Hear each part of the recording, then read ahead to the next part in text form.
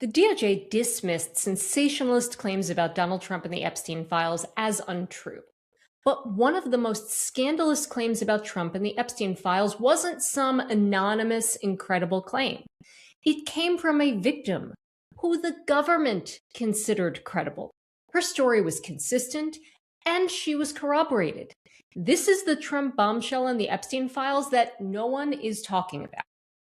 In July of 2025, the FBI combed through the Epstein Files to find the most salacious statements about 13 prominent people, including Donald Trump. The FBI isn't TMZ. They're supposed to investigate crimes, not hunt for scandals.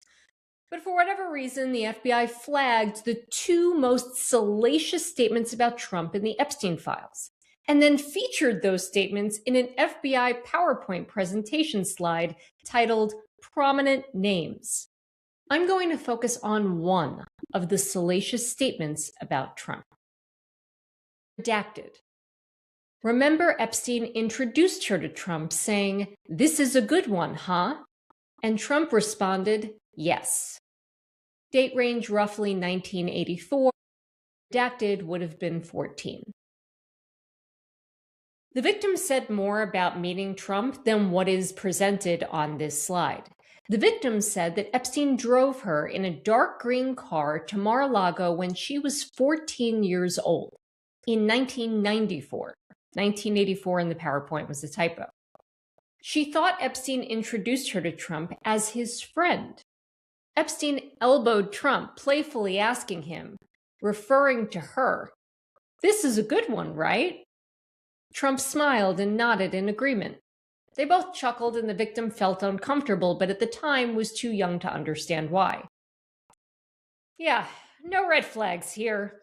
It's totally normal for a man in his 40s to be friends with a 14-year-old girl, right? It's totally normal for a man in his 40s to talk about a 14-year-old girl like she's a piece of meat, instead of a child. Trump is many things, but he wasn't born yesterday. Are we really supposed to believe that after Epstein introduced Trump to a 14-year-old girl, elbowed him, and called her a good one, Trump had no idea that Epstein had a sexual interest in underage girls? Please. Now, could Trump argue that he didn't know she was underage? Sure.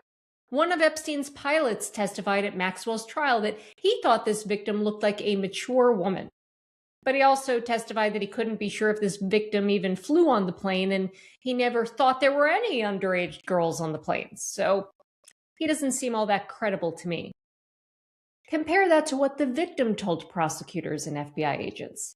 She said that at age 14, she was not mature looking at all.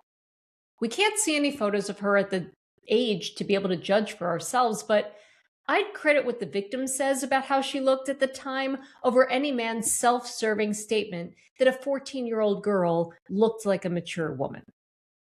Which brings us to the question of the victim's credibility. This victim didn't just tell her story about Epstein introducing her to Trump once. She told it to a judge in a complaint against the Epstein estate. She told it to prosecutors, to FBI agents, to a jury at Ghislaine Maxwell's trial. The government called her as a witness at that trial, so they believed her. And the jury believed her too. The jury convicted Maxwell of transporting this specific victim when she was under the age of 17 with the intent to engage in illegal sexual activity. The government and a jury found this victim credible. And we don't have the victim's word alone. The victim's brother spoke to prosecutors and FBI agents. He said that the victim told him at the time that she had met Trump at Mar-a-Lago. That matters. Prosecutors found the victim's brother credible enough to put him on their witness list for the Maxwell trial. They didn't call him, but it was for reasons unrelated to his credibility. Now, to be clear, the victim did not accuse Trump of sexually abusing her.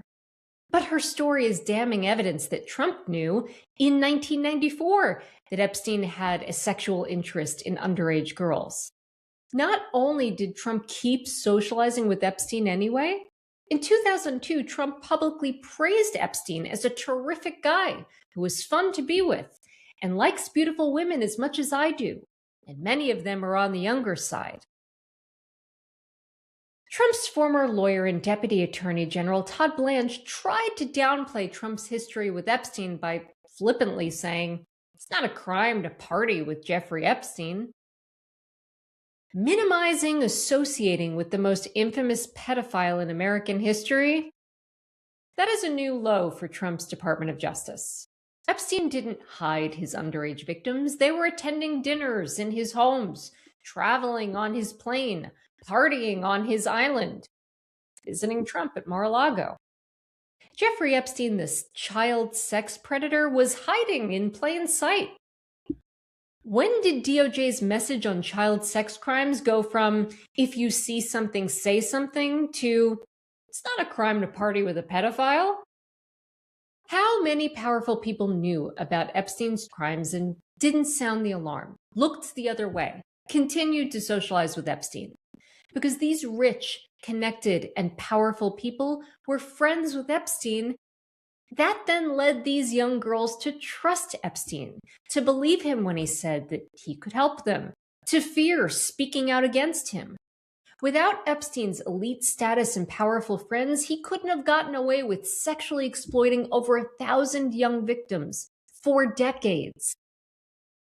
The FBI shouldn't be scouring the Epstein files for salacious statements against prominent people for an FBI PowerPoint presentation. The FBI should be investigating those claims. So should the media. So should Congress. The victims have waited long enough. It's time for the system to stop protecting the powerful and start protecting them. Thank you for watching Courtside with Christy Greenberg. If you enjoyed this video, please like it, comment, share it, and subscribe to my channel. I look forward to joining you next time courtside.